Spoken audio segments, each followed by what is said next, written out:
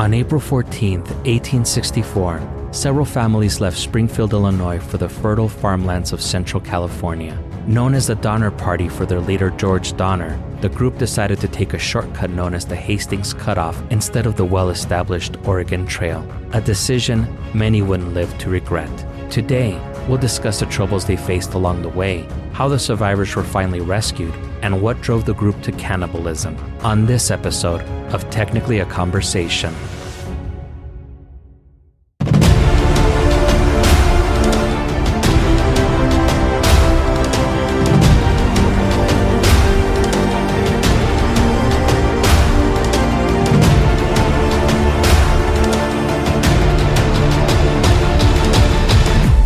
Greetings, you're listening to Technically a Conversation, a podcast where we share an interesting topic or story with each other and hope you find it interesting as well. I'm one half of your host, Jose, and I'm joined today by my lovely co-host, Isela. Mommy's back. She really did return after going to the store to buy a pack of cigarettes. How are you doing today?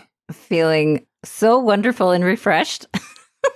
How are you? I'm doing great also. Good. Glad to have you back for the next couple of episodes. Have you been enjoying your sabbatical from the podcast? It is so nice to be back. Yes. And it was nice to have some time with my family. Went to visit my niece for her birthday. It's lovely. Awesome. Well, glad that you had a lovely time off. Yes. Now, this episode was written entirely by ChatGPT. This might be the first completely AI podcast episode. Actually, I'm kidding. I wrote the script. I was like, this is very interesting. No, I just felt like we had to mention AI since I feel like everyone else is talking about it. Yep. And by the time this episode airs, we could be living in an apocalyptic hellscape where the robots are walking on top of our bones, our skulls crushed underneath their feet. If you think about it, they already have our DNA. Everyone that's done 23andMe, they have your DNA. This is true. It's just a matter of time before ChatGPT becomes sentient and begins to replicate using our DNA to look and act like us, and it starts the Matrix and uses us as batteries. It's like porno for pyros. What they said, we'll at least make great pets. I feel that those of us that don't welcome our evil robot overlords will be obliterated. Good times ahead. Yeah. Actually, I don't believe any of that, but I did feel like we had to mention ChatGPT and AI. Yeah, everyone's talking about it. In fact, one of my friends from from sixth grade, we're all in a group chat, and the same person who actually shared the cocaine bear with me, he had shared with us the rap battle of Chat, GPT, and AI. They battled each other. Oh my God. It was comical, and yeah, it was a very clear winner for sure. It was pretty cool. I'm actually not on ChatGPT, but I was invited to Google's version, which is called Bard, and you have to hear their description of our podcast. Let me look it up because I was reading it and I was saying oh, it's a podcast with Chris and Josh, who've been friends since they were in elementary school or some shit. Wow. It's very weird. Let me see if I could find it. Okay. It just makes up a storyline. They're such liars, these chat people. It did, but I kind of want to listen to that podcast now. These bots. Oh yeah. Yeah. Guess what? I'm gonna get you in on a little secret. You are listening to it several times. You know what? Actually, they have fixed it. Oh, so I'm not Josh or whichever one I was. Yeah, we're not Chris and Josh, and we haven't been friends since elementary school. Okay. Now it's actually very accurate. It says, Technically a Conversation is a podcast for curious people by curious people. Every week, the hosts take turns presenting a new topic, and the other host has no idea what the topic will be. They strive to entertain and educate in a way that's loose and fun. Their topics are all over the place, from light and funny to dark and sometimes spooky. The podcast was started in 2020 by two friends who wanted to share their love of learning with others. They have since released over 100 episodes, and their audience has grown to over 10,000 listeners. I wish we had 10,000 listeners, but we've had over 10,000 listens. Downloads, at least, yeah. Yeah. Yeah, I want to claim that, but... And we have not released over 100 episodes yet. Not yet. We're very close. Yes, this one is actually episode number 93, I want to say. And the one that we just recorded, yours, is episode number 94. Oh, exciting. And it also says, if you're looking for a podcast that will make you think and laugh, technically a conversation is definitely worth checking out. Oh, I like these chat guys. They're cute. I think I should send them a little box of oil cans or something. So they can grease their death machines. Yes. Enough fucking around, Isela. Ready to get started? Do it. Great. Let's get started. Have you ever taken a road trip before? You and I have a couple times. A few times. We have. What's the funnest road trip that you can remember taking? I think that first one when we went to Phoenix was I remember crying. Like, I remember crying laughing from, I don't remember what, but probably just some of our pendejadas that we were talking. But I was like, oh my God, I can't. I was like, I think I don't have to pee because I would have just peed in his car. Good. I'm glad you didn't say it was due to my offensive odor. No. Was there a road trip where things didn't quite turn out the way you would have imagined? Oh, for sure. This might paint me in a bad light, and I'm okay with it because you know what? I like to show warts and all. This is me, good, bad, ugly, or pretty much bad, worse, and worse, right? Let me just kidding. When I go on road trips, I just want to get in the car and get to my destination. Very minimal distractions. I don't want to keep going off the side of the road and like, oh, I got to pull over just to tie my shoe. Fuck that. No, we're trying to get there soon. You know what I mean? Put on a diaper and just stop for gas. Thank you. Right. Astronaut style. Let's do it. Yeah, exactly. I'll blend up a freaking hamburger and I'll just put it in your camel pack or whatever those things are. I'm just kidding. That sounds so nasty. You're drinking out of a straw, drinking the hamburger. Exactly. That was the joke. So when I was being picked up, we were going to Austin. I can't remember for what, but someone I was dating at the time picked me up. He still had to get gas. I was like, dude, what? We knew what time we were going. Like, what's happening here? Okay, fine. Right, fine.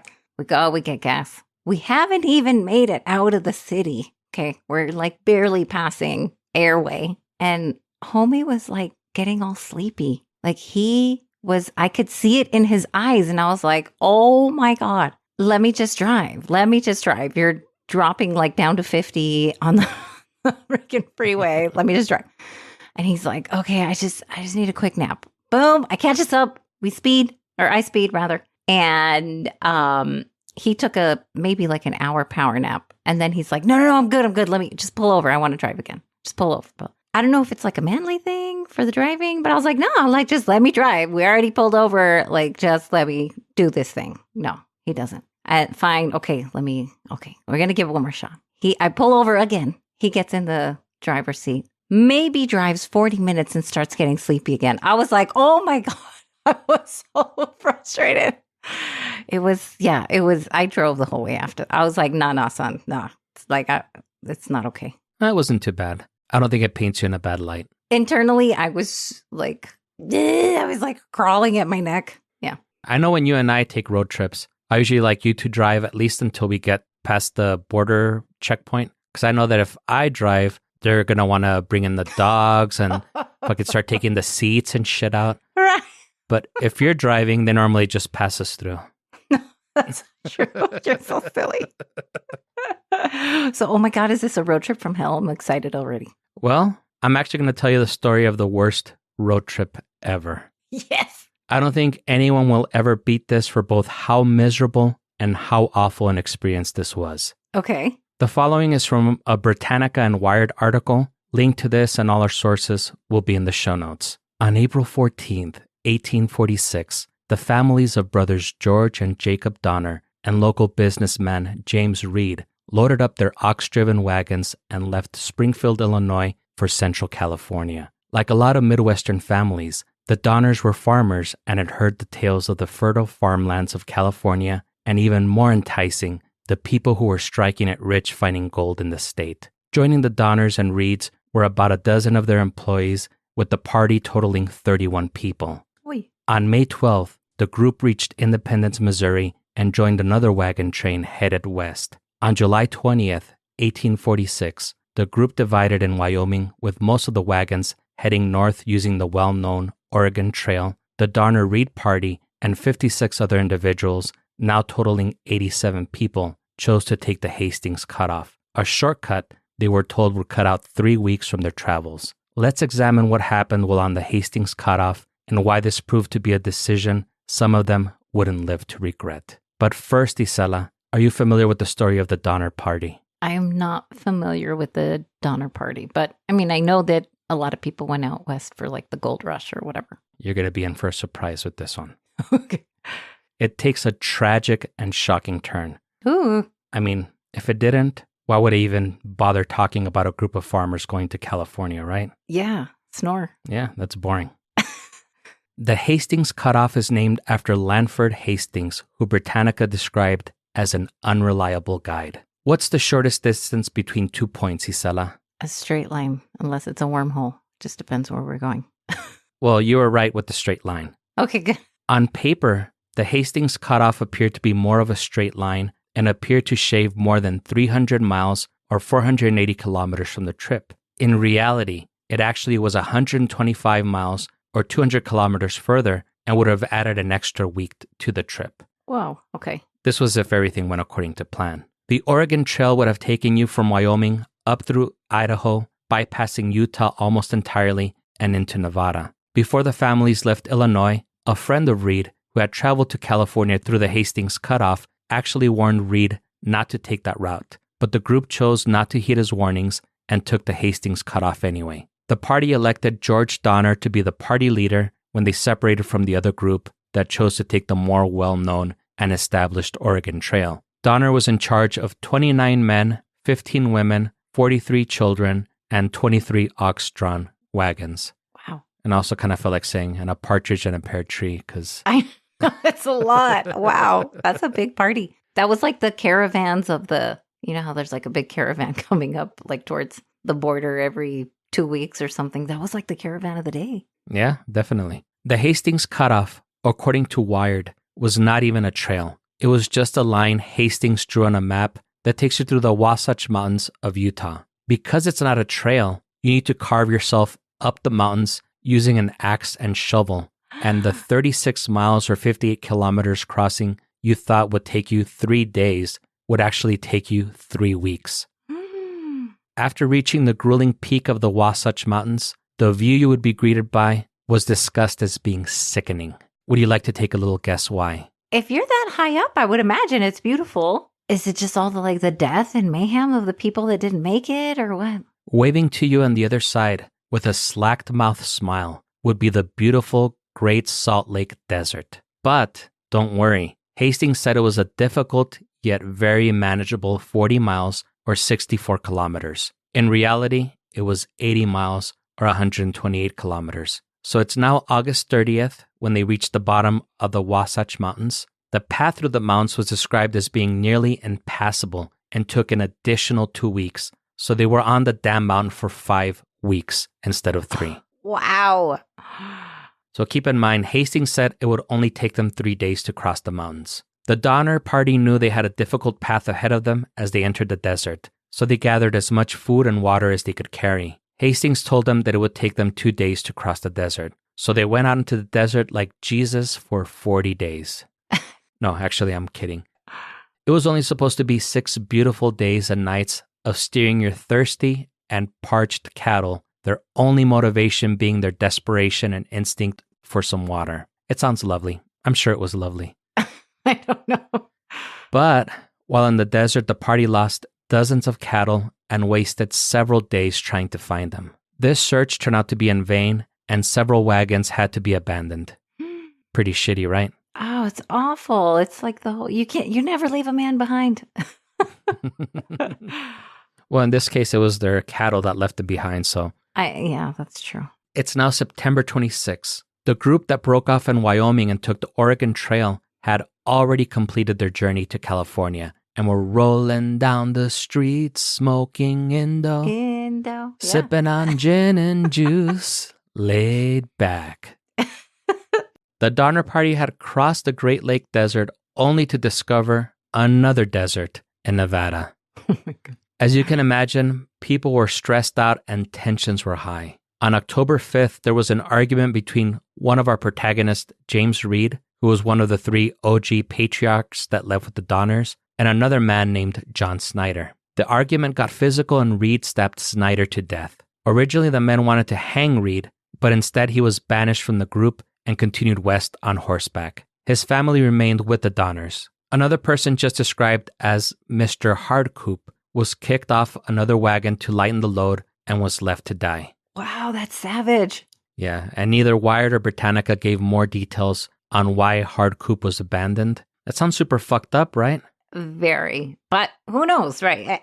We don't know. We weren't there. He could have been trying to be all rapey with the women's and children's or the animals or something weird. Oh, wow, that escalated really quickly. I know.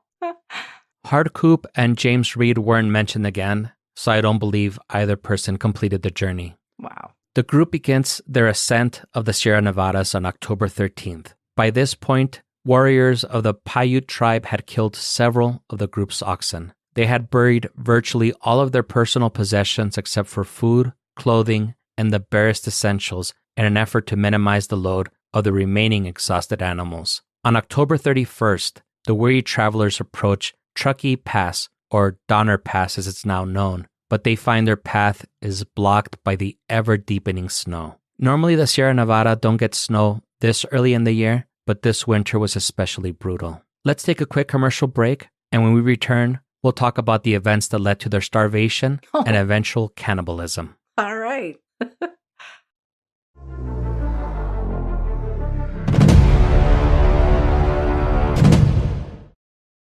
Hi, I'm Linda. And I'm Jane. And we have a brand new podcast called Bedknobs and Broomflicks, where we talk about witches of the entertainment world. From the horror movies Warlock, Suspiria, The Witch, and The Blair Witch Project, to the more comedic or whimsical, such as Harry Potter, Hocus Pocus, Elvira, Mistress of the Dark, and The Blair Witch Project.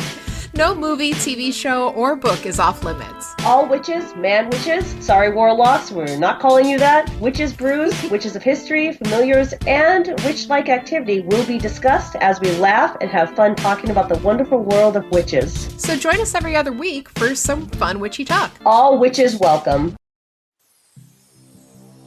If you like weird, spooky, and strange history, then I have the podcast for you. My name is Brenda, and I'm the host of Horrifying History. Are you into the dark side of history? Horrifying History tells you about the side of history that people don't normally talk about.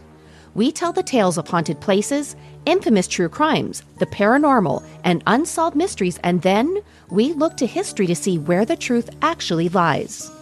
Want to get spooky with us? Get your Horrifying History fix by subscribing today on Spotify, Spreaker, or wherever you find your favorite podcasts.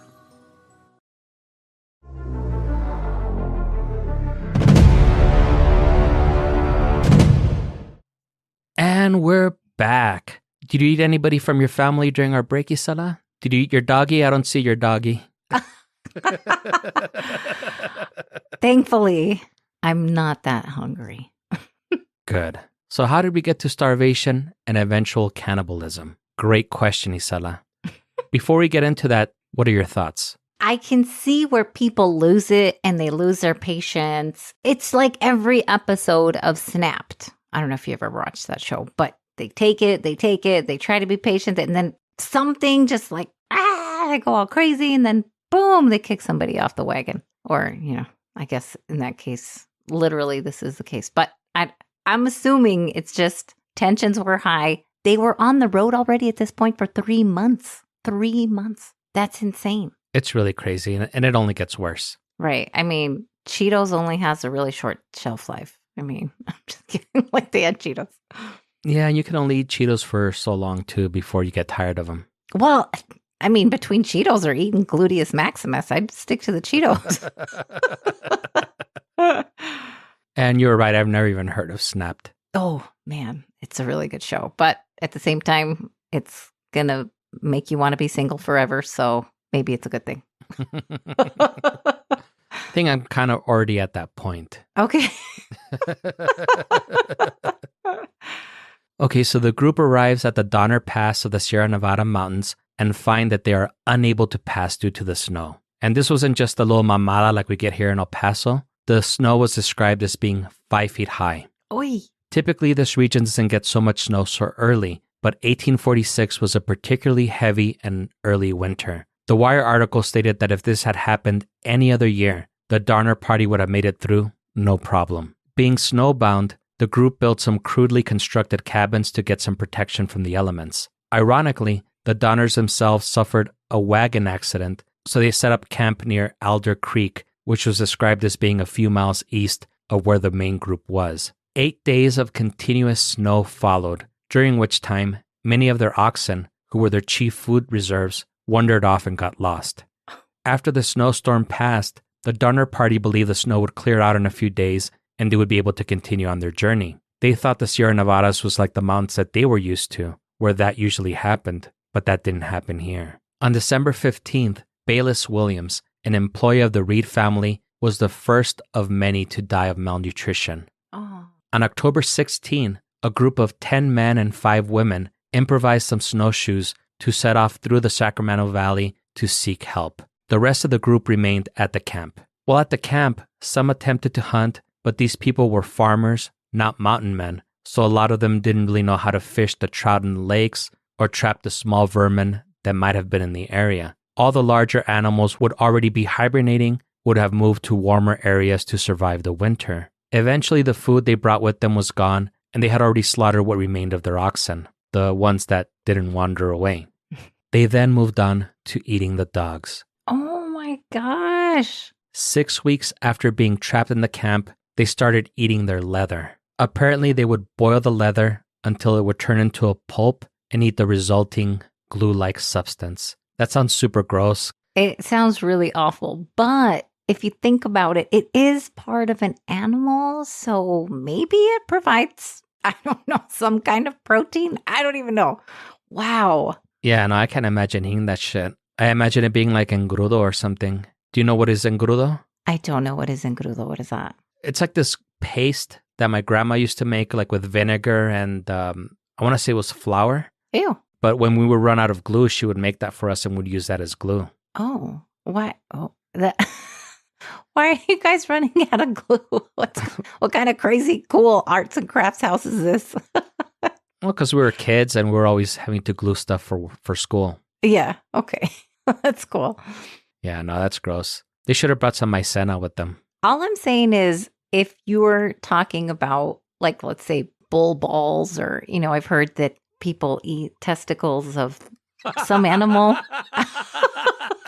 I would rather eat the leather. Like if I had a choice, I don't even have to be on Fear Factor. Don't give me money. The choice is easy.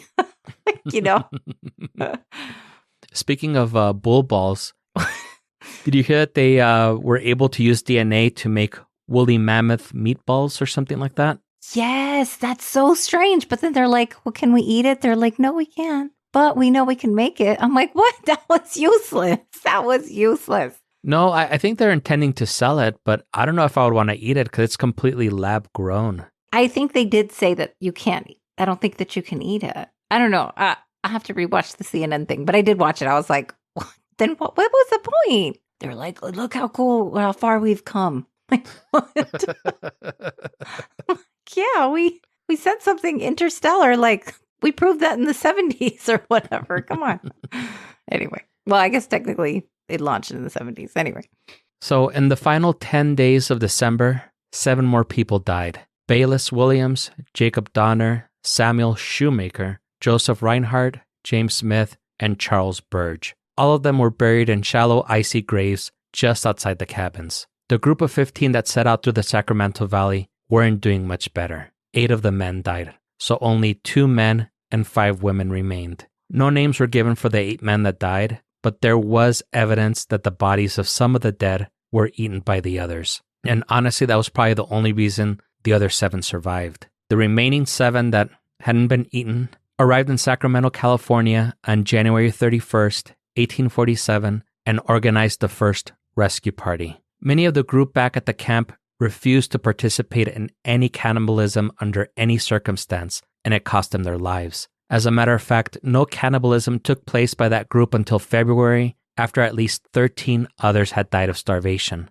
Jeez. They held on just long enough because on February 18th, the rescue party from Sacramento arrived and took with them 23 of the starving Donner Party survivors, 6 adults, and 17 children. Britannica only mentioned that several of the 23 died on the way back to the Sacramento settlement, but there was no specifics. Since the snow was too deep for horses and cattle, all those that they took back with them had to be able to hike out on their own. Due to illness and injuries, the rescue party wasn't able to take everyone with them, so 2 more rescue parties were sent. There was a man named Louis Keseberg who was described as having cannibalized with the most vigor. Not only did he survive, but for reasons unknown, he skipped going out the first 2 rescue parties and didn't leave until April 17th with the 3rd and final rescue party. No, le gustó. He liked it. Let's just be real here. What a weirdo. And that's what I was thinking too. Would you have stayed behind with Keseberg, eating the remains of the dead? No, I was going to be next with that weirdo. Absolutely not. No way. But you know what makes me really sad is, can you imagine being those people that were rescued, seeing someone in the distance, realizing it's not a hallucination, feeling that almost euphoria of salvation, and then you're too weak to make it out and they got to leave you behind. It's like playing with your emotions. That's really fucked up. Yeah, and apparently, since they couldn't take any horses or cattle with them, it was just whatever they could carry. There weren't a lot of rations that they brought back for them. Oh my gosh. I mean, I'm sure anything was better than eating humans. Right. But unless you're Keseberg appeared to have really enjoyed that. Yeah. Oh my God. Yeah, I'd just be like, give me some grasshoppers, something. Shit. Yeah, I don't think there were any grasshoppers. Do you want to hear what's crazy, though? Tell me. I feel like this whole thing was crazy. I can't believe you're like, here's the crazy part. What the fuck? Yeah, no, nothing about this story is not crazy, except for maybe the beginning when I was setting it up. Okay. In 2010, researchers traveled to the Adler Creek campsite to examine the remains, and they were unable to find any human bones or other physical evidence of cannibalisms. Now, the researchers clarified that lack of evidence doesn't rule out the possibility that cannibalism occurred, just that no evidence remained behind. And this is just my crazy conspiracy theory, but it's possible that Louis Keseberg remained behind to destroy as much evidence of their ghastly ordeal as he could. There was a lake right near the settlement. You could have possibly disposed of the remains there. Maybe he buried the bones. Right. Also, 163 years had passed, so who knows where the evidence might have ended up. Yeah. But again, the researchers did not rule out that cannibalism had occurred, especially since there were so many accounts reported by various members of the rescue parties and the survivors themselves. I don't think that's like a rumor you want to start if nothing like that happened. So if someone started telling the story of like, hey, some cannibalism went down and other people corroborate the story, then, chances are that's really what happened. Yeah. And you're like, hey, what happened to Todd over there? Like half of his cheek is missing. Like, oh, we wanted some barbacoa, so we started with the cheeks. Oh, gross. That's so nasty. That's so nasty. You're like, he had the biggest smile, so we needed his meaty cheeks. That's so sad. Oh, that's gross. There were a couple of disparities in both of the sources. Wired claimed that there were already rumors of gold being found in California at the time the Donner Party began their infamous excursion to the region. Britannica stated gold wasn't discovered until 1848. I was always under the impression that it was 1849, as that's where the American football team, the 49ers, got their name from.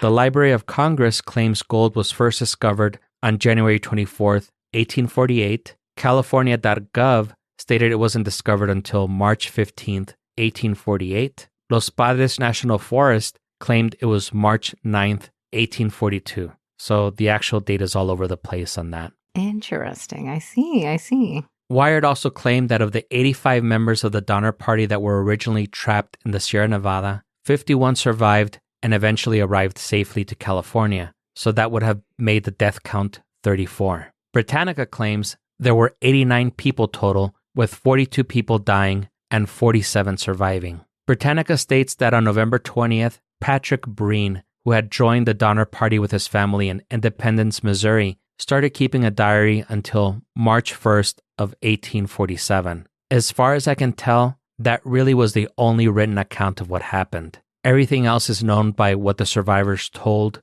or chose not to tell others. Virginia Reed did write her cousin back in Illinois to tell her about her ordeal, but she stated that she didn't even mention half of the troubles they encountered, but told her that her letter shouldn't dissuade her or others from making the trip to California. She only warned her to never take any cutoffs or shortcuts and to try to complete the trip as quickly as possible. If you had gone through all that shit, would you try and encourage your family to make the trip? Hell no. That seems kind of mean, to be perfectly honest. That seems a little cruel to be like, yeah, I almost lost my life, but I still got one leg left, or I don't know. That just seems like it's not selling it. I would not.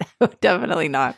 Yeah, that creep Louis Keseberg tried to eat me every time I would go to sleep. Right. Right. Oh my gosh. That's mean. I'd be like, dude, stay put. Same. I'd be like, hell no, girl. It ain't worth it. No. Yeah. The grass is not greener.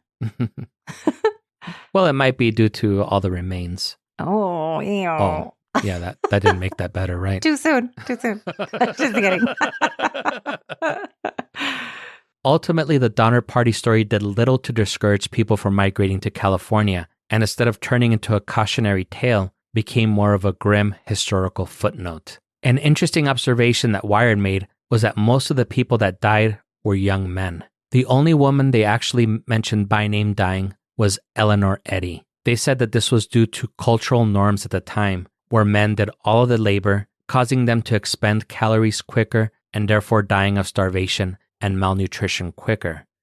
As a matter of fact, most of the men that died were in their 20s and 30s, so they would have been the ones expected to do the majority of the labor because they were younger and stronger. Right. One of the men, William Hook, who actually survived and went out with the first rescue party, gorged himself on food when they arrived in California and died the morning after arriving. That's some shit right there. Oh, wow. Well, there's actually an explanation. It's referred to as refeeding syndrome. And this was due to a lethal electrolyte imbalance. And when they ate it, it caused like all the other minerals and shit in their body to just go haywire. That's crazy, huh? I've never heard of that, but I guess that kind of makes sense a little bit. You go without for so long and then all of a sudden you almost like overdose on food. Yeah. Your body goes into survival mode and there's like a weird mineral imbalance in your body. But yeah, I thought that was super crazy. I think I would have gorged myself too, especially after being forced to eat like my tia Coquita or something just to stay alive. Right. Yeah. But I think when you stop eating for such a long time and then you have somewhat of like a big meal, your body, like you can't eat that much. You can't eat like what you used to when, you know what I mean? It really feels like your stomach shrinks a little bit like on its own. So who knows? They must have like pushed those limits or something. I have friends that are vegans. Oh, like you. No, I'm not vegan. And they say that the times that they've tried to eat meat or something again, their bodies just end up going crazy. Yeah. When I have had like meat sneak in, oh my gosh, my stomach hurts so bad. So bad. The last time that had happened, it was Issa and I had gone to watch a movie at the Alamo. And you know, the Alamo, it's really dark in there. You don't know what you're seeing or eating. So you're eating in the dark. And it was a rat. When I was reading the write-up of what it was, it sounded like loaded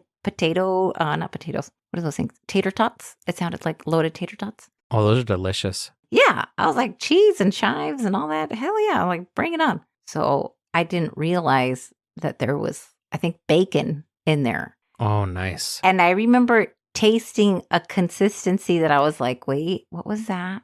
And yeah, like 2 hours later, we were at Hobby Lobby. I'm doubled over.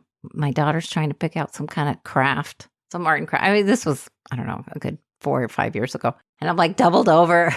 I'm like, Mommy's about to die. Hurry up and pick something so I can die at home. Yeah, it doesn't feel good. That's always a pleasant surprise whenever you get bacon that you didn't anticipate. For you, yes. When you were saying when meat sneaks its way into your food. I was imagining like a 12-ounce steak or something just mysteriously making its way into your bowl or whatever, your plate. That ninja steak. Now, do you think you would have devolved to cannibalism, or do you think you would have rather starved to death like some of the other people from the party did? No, 100% I would have started eating somebody. I mean, come on. I got to live to tell the tale. They're already dead. You know, I'm going to at least thank them for their sacrifice or whatever. I'm not going to kill anybody, but if they're already dead, you know, hey, got to make use of it. I would never want to, for sure. But if it's a matter of life and death, yeah. It's like that plane. Do you remember the plane crash that happened in the Andes? Oh, for the Alive movie and book? Yes. Oh, man. They started eating the people. Yeah. I'm sure at that time they were like, damn, we should have kept Hardcoop with us so that way we could have killed him and eaten him. I know. Why did we kick him off? Yeah, nobody really liked that jerk anyway. Right? He was the chubby one that was weighing us down. I'm just kidding. Imagine all the food we could have eaten from him. I'm just kidding. That's so awful. Oh, that would have been me. No. You're so silly. I could have fed the entire Donner party. I see. Maybe that's the good thing to me, being so skinny. They're like, well, she'd be like the toothpick afterwards. So we just get that. Yeah, no, I was thinking about that too. As much as I love meat. You wouldn't? You would rather die of starvation? I don't know if I could do it, especially since things like that gross me out. But I don't know. I mean, if you haven't eaten in several weeks, who knows? Right. Apparently, when your body enters starvation mode, you start experiencing a cognitive decline, which I feel like I'm already there. That's funny. And then you also start hallucinating, so you're not even thinking straight at the time. Mm-hmm. And I don't think straight half of the time, so right. I can only imagine, the added stress of being in those conditions and starving. And who knows? Maybe I would be the first one to start get the ice cream scoop and start scooping out the brains or whatever. Hey, oh, that's gross. Yeah, I don't know if I could eat brains. It seems like the consistency would be really bad. But if you like skewer up a thigh, a quad, some kind of, I might have to if I have to, but I wouldn't want to. That's for sure. Yeah, no, I think maybe the butt muscles and like the thighs would probably be like would be most appealing. I think I couldn't be looking at somebody's face, while I'm doing that shit. Oh yeah, I don't think there's that many muscles anyway. But yeah, you think you're right. I think the most muscular part is probably our glutes and our quads, our hamstrings, whatever, all those things. I mean, I'd have to like straight up lie to myself as I'm chewing. It'd be like, it's Whataburger. It's what. You know what I mean? I would probably have to do the same thing too. That's why I always carry around tajin. I'm just kidding. In case you're forced to eat somebody. Right, my best friend. I'm just kidding. I'm just kidding. You can take your dog with you. At least that way you can eat. That's mean. Oh, okay. On that high note, we hope that you enjoyed the show and you join us again next week. If you're enjoying the show, leave us a review, tell a friend, and subscribe wherever fine podcasts are sold. Do it. Follow us on the socials at GreetingsTAC, email us at greetingstac@gmail.com, or leave us a voicemail at 915-317-6669 if you have a story to share with us. Hopefully not about cannibalism. No, but although that would make a very interesting story. That would. That's a true story. Yeah.